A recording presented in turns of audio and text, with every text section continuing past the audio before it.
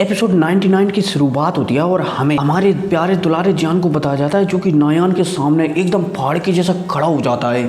और जो सामने तीन चिलगोजे थे ना, उनसे कहने लगता है कि क्या बकवास है, तीन चिलगोजे एक बेचारी अकेली लड़की से लड़ रहे हैं। अब भाई साहब, जब ये तीनों के तीनों चिलगोजे हमारे जान को उनकी बेइज्जती करते हुए देखते हैं ना, तो तीनों के तीनों चिलगोजे चलते हैं तो एक साथ मिलकर हमारे जान पर अटैक कर देते हैं। हमारा जान चलता है तो तीनों के तीनों चिलगोजों को एक ही अटैक में परास्त कर देता है, जिस वजह से यहाँ पर एकदम थोड़ी सी शांति छा जाती है। अब इतने में हमें वांग चैन को बताया जाता है। वांग चैन चलता है तो कहने लगता है कि बहुत अच्छे, मैंने टेंगले के मुंह से सुना था कि यहाँ पर एक ऐसा बंदा आया है जिससे फाइट करने में मुझे कतई मजा ही आ जाएगा। वो शायद तुम्हारी ही कह रहा था, चलो देख लेते हैं कि टेंगली सही कह रहा था या फिर नहीं। अब इतने में हमें नायान मतलब कि हमारे जान की एक्स गर्लफ्रेंड को भी बताया जाता है, जो कि हमारे जान को देखकर कतई बावली हो जाती है कि हाय रे, अगर जो मेरा हस्बैंड बन जाता है तो मेरी मौज हो जाती, लेकिन अब क्या ही दुख मनाने से। मजाक कर रहा हूँ, ठीक है। नायान चलती है तो अपने बीते दिनों के बारे में सोचने लगती है कि उसने बचपन में बावली होकर और अपने आप पर घमंड कर जान से रिश्ता तोड़ दिया, लेकिन आज ऐसा समय आ गया है कि जान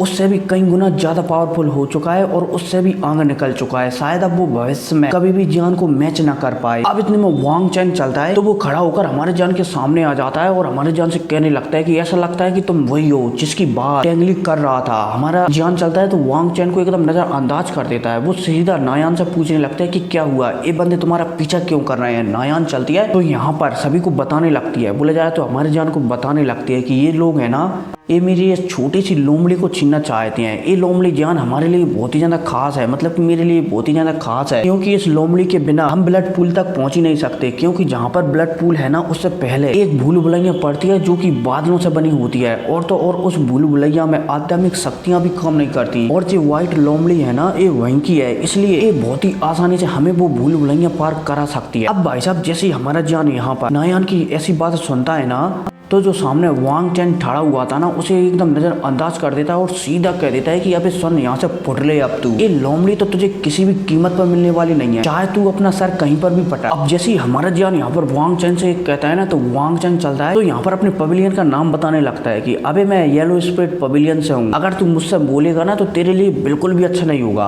अब भाई साहब, जैसे ही यहाँ पर वांग चैन येलो स्पिरिट पवेलियन का नाम लेता है ना, तो यहाँ पर नायान थोड़ी हैरान हो जाती है और वो तुरंत हमारे जान से कहने लगती है कि जान जान जान जान, हमें ऐसा करते हैं, हम जो लोमड़ी इसे दे देती है, क्योंकि मैंने सुना है कि जो येलो स्पिरिट पवेलियन का वांग चैन है ना, वो बहुत ही ज्यादा पावरफुल है और वो डाउ जोंग लेवल तक से भी लड़ सकता है। इसलिए जान हमारे लिए अच्छा है कि हम जो लोमड़ी इसे दे दें। अब भाई साहब, जैसी नायान एक कहती है ना, तो हमारा जान नायान को एकदम कह देता है कि टेंशन बिल्कुल भी मत लो, आज मैं इस येलो स्पिरिट पवेलियन के नमूने को देखना तो चाहूंगा कि जितना इसके बारे में सेंटर फिल्म में फैला है वो सच है या फिर नहीं। अब भाई साहब, जैसे ही हमारा जान एक कहता है ना, तो वांग चैन चलता है तो गुस्सा हो जाता है और सीधा हमारे जान के ऊपर हमला करने के लिए आगे बढ़ने लगता है। अब जब हमारा जान वांग चैन को अपनी ओर आता हुआ देखता है ना, तो हमारा जान चलता है तो अपनी तलवार से वांग चैन के अटैक पर काउंटर अटैक कर देता है। जान चलता है तो अपनी हेवनली फ्लेम को भी रिलीज करता है, जिस वजह से जो वांग चैन की ड्यूकी थी ना ब्लैक कलर की, वो जलने लगती है और वांग चैन अपनी ड्यूकी को जलता हुआ देखकर तुरंत पीछे हट जाता है और वो हमारे जान के एक ही अटैक में समझ जाता है कि सामने वाला बंदा भी डाउ होंग के 9 स्टार पर है, इसलिए इससे पंगा लेना फिलहाल के लिए बिल्कुल भी अच्छा नहीं होगा। हमारा जान भी वांग चैन को देखकर समझ जाता है कि सामने वाला बंदा डाउ होंग लेवल की पीक लेवल पर है, लेकिन हमारे जान को एकदम फुल विश्वास था कि अगर ये मुझसे लड़ा ना, तो आज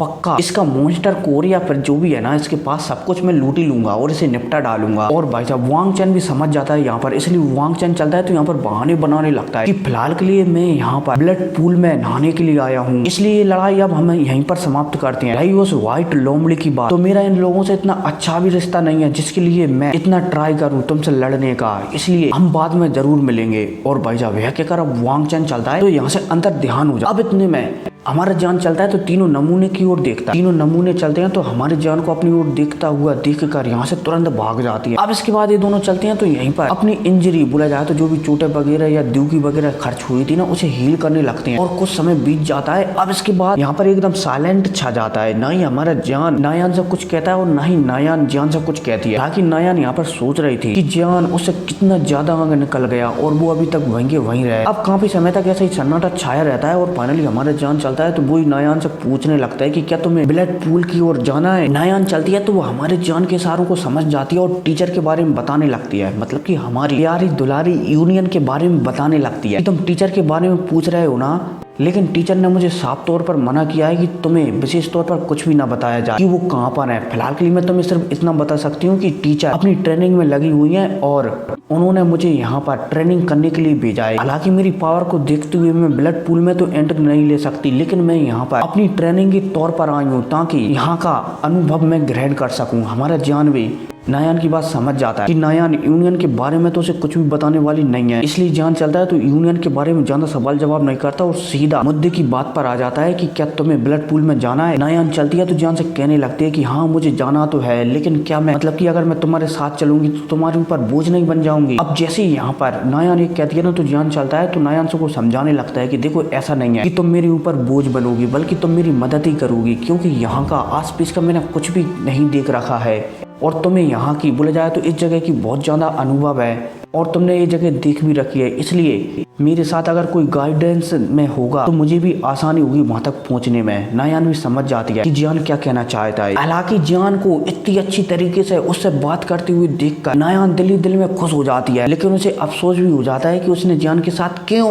क्यों क्यों रिश्ता तोड़ा। हालांकि उसके दिल में लड्डू भी फूट रहे होते हैं कि जान इतनी अच्छी तरीके से मुझसे बात कर रहा है, क्योंकि इससे पहले जान ने उससे कभी भी इतनी मीठी मीठी बातें नहीं की, मतलब कि ऐसी बातें नहीं की इस तरीके से। अब इसके बाद यहाँ से दोनों चलते हैं तो यहाँ से निकल जाते हैं ब्लड पूल की ओर। अब रास्ते में जाते जाते नायान चलती है तो हमारे जान को सारी जानकारी देने लगती है कि जान ऐसा नहीं है कि अगर हम ब्लड पूल के वहां पर पहुंच गए तो हम सीधा ब्लड पूल में एंट्री ले लेंगे, क्योंकि ब्लड पूल को जो जनजाति कंट्रोल करती है ना वो एक जानवरों की जनजाति है जिन्हें सोना निगलने वाले चूहे कहते हैं। और तो और ये जनजाति बहुत ही ज्यादा पावरफुल और खास है। और तो और इस जनजाति का जो लीडर है ना वो भी बहुत ही ज्यादा पावरफुल है। मैंने तो सुना है कि उसने हेन टियान तक को भी पछाड़ दिया था। अब भाई साहब जैसी नायान की हमारा जान ऐसी बातें सुनता है तो जान हैरान हो जाता है कि फेंटियान को तक की पछाड़ दिया था सोना निगलने वाले चूहे जनजाति के लीडर ने। जान समझ जाता है कि सोना निगलने वाली जनजाति से उसे बिल्कुल भी पंगा नहीं लेना है, वरना उसके लिए जितना लाभ नहीं होगा उससे ज्यादा घाटा हो जाएगा। अब इसके बाद नायान चलती है तो और भी सब बातें बताने लगती है कि तुम्हें सोना निगलने वाली जनजाति के किसी भी मेंबर को चोट नहीं पहुंचाना है, वरना इससे भी वो लोग नाराज हो सकते हैं। जान चलता है तो एक एक बात नायान की सुनता रहता है। अब नायान और जान चलते हैं तो वहीं पर पहुंच जाते हैं जहाँ पर एक दरवाजा टाइप का था। अब यहाँ पर हमारा जान पहुंचता ही है तभी वांग चैन भी यहाँ पर आ जाता है। अब जैसे वांग चैन यहाँ पर आता है ना तो वो यहाँ पर सभी को बता देता है कि इस लड़की के पास एक व्हाइट कलर की फॉक्स है और उसकी सहायता से तुम इस भूल भुलैया को पार कर सकते हो। और भाई साहब यह कहकर वांग चैन चलता है तो तेजी से इस रोशनी के अंदर घुस जाता है। हमारा जान समझ जाता है कि वांग चैन यहाँ पर उसे फंसा कर चला गया है। अब इतने में हमारे जान को बताया जाता है। जान चलता है तो आस पास के लोगों की नजरों को समझ जाता है, इसलिए वो तुरंत अपनी पावर को रिलीज करता है और यहाँ पर धमकी देता है कि जो कोई भी मेरे 10 मीटर के दायरे में आएगा ना उसे मैं यहीं पर ठला दूंगा। और भाई साहब यह कहकर हमारा जान चलता है तो यहाँ पर डाउ होंग के 9 स्टार की शक्तियों को रिलीज कर देता है, जिस वजह से आस पास में एकदम शांति छा जाती है। हमारा जान चलता है तो नायान को लेकर आगे बढ़ने लगता है, लेकिन इतने में एक बंदे को चुल मच जाती है और वो सीधा हमारे जान और नायान पर हमला करने लगता है। अब जब जान इस बंदे को ऐसा हमला करते हुए देखता है ना तो जान चलता है तो इसके ऊपर ही हमला कर देता है। लेकिन इतने में अब आस पास के बंदे भी भड़क चुके थे इस बंदे की बातों में आकर, इसलिए आस पास के बंदे चलते हैं तो वो भी नायान और जान पर हमला करने लगते हैं। नायान और जान चलते हैं तो इन सारे के सारे बंदों से लड़ने लगते हैं। हालांकि यहाँ पर डाउ होंग के 5 स्टार से ज्यादा का वॉरियर कोई सा भी नहीं था, फिर भी हमारे जान को इतने सारे वॉरियरों को संभालने में कठिनाई तो हो ही रही होती है। हमारे जान चलता है तो नायान से सबसे पहले कह देता है कि तुम सबसे पहले इस दरवाजे के अंदर चले जाओ, मैं इसे निपटाने के बाद आता हूँ। नायान भी कह देती कि ठीक है। अब यह कहती नायान चलती है तो इस दरवाजे के अंदर चली जाती है। हमारा जान चलता है तो इन सभी के सभी बंदों से निपटने के लिए अपनी तलवार को बाहर निकालता है और यहाँ पर आग की लहर बोला जाए तो कोई रूलर वाली टेक्निक है उसका उपयोग कर देता है, जिस वजह से यहाँ पर बहुत सारे बंदे टपक जाते हैं और 2-4 बंदे पीछे फेंकते हुए चले जाते हैं। 1-2 बंदे तो इसमें टिल्ल भी भूल जाती है। हमारे जान चलता है तो अपनी तलवार को मस्त तरीके से अपने पीछे कुरसकर यहाँ से जाने वाला होता है। तभी यहाँ पर एक आवाज आती है कि बच्चे तुम्हें क्या लगता है कि तुम यहाँ पर इतनी तबाही फैलाने के बाद यहाँ से इतनी आसानी से जा सकते हो। अब जैसी भाई साहब हमारा जान ये आवाज सुनता है ना तो हमारे जान की नजर यहाँ पर एक छोटे से बच्चे पर पड़ती है। हमारा जान इस बच्चे को देखते ही पहचान जाता है, ये छोटे से बच्चे की पावर शायद डाउ जोंग लेवल पर। जान समझ जाता है कि यहाँ पर कोई भी डाउ जोंग लेवल का बंदा नहीं आ सकता, इसलिए शायद ये छोटा बच्चा है ना ये सोना निकलने वाली जनजाति का ही मेंबर है। इसलिए हमारे जान चलता है तो तुरंत छोटे बच्चे के सामने ग्रीट करने लगता है, मतलब कि इसे ग्रीट करने लगता है कि नमस्ते एल्डर, और तुरंत इसे रिश्वत की तौर पर एक गोलियों से भरी बोतल दे देता है कि एल्डर, इसे रिकवरी पिल कहा जाता है और ये किसी भी मैजिकल बीस्ट के लिए बहुत ही ज़्यादा खास होती है, क्योंकि ये गोली है ना, एक लड़ाई के बाद अगर अपन इसे खाते हैं ना तो इससे हमारी डाव की बहुत ही जल्दी रिकवर हो जाती है। अब जैसे ये छोटा सा बच्चा हमारे जान के हाथों में एक बोतल को दिखता है ना तो वो तुरंत इस बोतल को ले लेता है और फिर सीधा हमारे जान से कह देता है कि बच्चे ऐसा लगता है कि तुम एक एल्पिनिस्ट हो, क्योंकि मैं तुम्हारे अंदर से खुशबू को सूंघ सकता हूँ।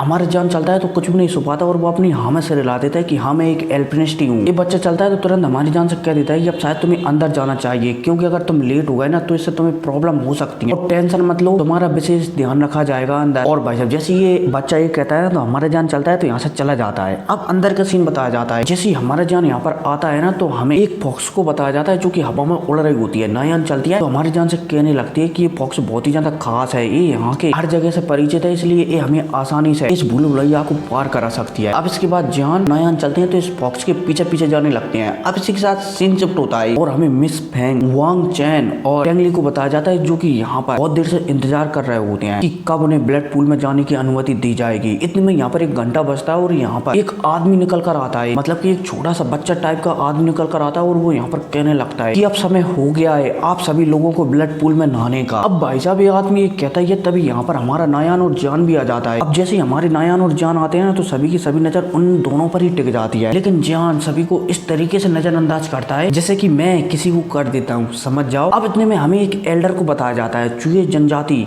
मतलब कि सोना निगलने वाली जनजाति के लीडर को बताया जाता है। ये चलता है तो यहाँ पर सभी को अपना परिचय देने लगता है कि मैं सोना निगलने वाली जनजाति का लीडर हूँ और आपको अगर ब्लड पूल में नहाना है ना तो तुम्हें मेरे नियमों के हिसाब से ही चलना होगा। यहाँ पर 2 जगह पहले ही फिक्स हो चुकी हैं तुम्हें, मतलब कि तुम इंसानों को 8 जगह दी जाएंगी, लेकिन ऐसा लगता है कि इस बार काफी ज्यादा लोग यहाँ पर आ गए हैं, इसलिए यहाँ पर एक टेस्ट रखा गया है। अगर तुम इस टेस्ट में पास हो जाते हो तो तुम ब्लड पूल में एंट्री ले सकते हो। और भाई साहब ये यहाँ पर एक कहता ही है, मतलब कि जिनसे यहाँ पर एक कहता है तभी नीचे से मूर्तियां निकल कर आने लगती हैं। और भाई साहब जैसी मूर्तियां बोले जाते हैं, इन मूर्तियों को यहाँ के लोग देखते हैं ना तो वो समझ जाते हैं कि ये तो सोना निकलने वाले चूहे जनजाति का स्ट्रॉन्ग सोने का अटैक है। नायान चलती है तो इसके बारे में सब कुछ हमारी जान को बता देती है कि जान ये बहुत ही ज्यादा खतरनाक अटैक है। ये मूर्तियां तुम्हें दिख रही है ना, इनके अंदर से एक सोने का अटैक निकलेगा जो कि सीधा हमारे दिमाग पर असर करेगा। हमारा जान भी नायान की बात सुनकर समझ जाता है, लेकिन इतने में उसे याद आ जाता है कि उसके पास भी एक सोने वाली टेक्निक, इसलिए जान समझ जाता है और नायान से कहने लगता है कि तुम टेंशन मत लो, मैंने कहा ना कि मैं तुम्हें ऊपर ले जाऊंगा। अब इतने में हमें जिंसी को बताया जाता है जिसके सामने 2 बंदे आते हैं और वो जिंसी से कहने लगते हैं कि हम सबसे पहले इस टेस्ट को देना चाहेंगे। और जिंसी चलता है तो इन दोनों को अनुमति दे देता है कि बिल्कुल, ऐसा लगता है कि तुम्हें बहुत ही ज्यादा जल्दी है। ये दोनों बंदे भी सिर हिला देते हैं। अब ये दोनों बंदे चलते हैं तो अपनी पावर को रिलीज करते हैं और तेजी से ऊपर की ओर जाने लगते हैं, पहाड़ के ऊपर। लेकिन इतने में ये मूर्तियां चलती हैं तो एक सोने का अटैक करती हैं, जिस वजह से ये दोनों के दोनों बंदे पीछे फेंकते हुए चले आते हैं और ब्लड की उल्टियां करने लगते हैं और यहीं पर इनकी बुरी हालत हो जाती है। और इसी बुरी हालत के साथ ये एपिसोड खत्म हो जाता है। तो मिलते हैं अगली वीडियो में, टेक केयर।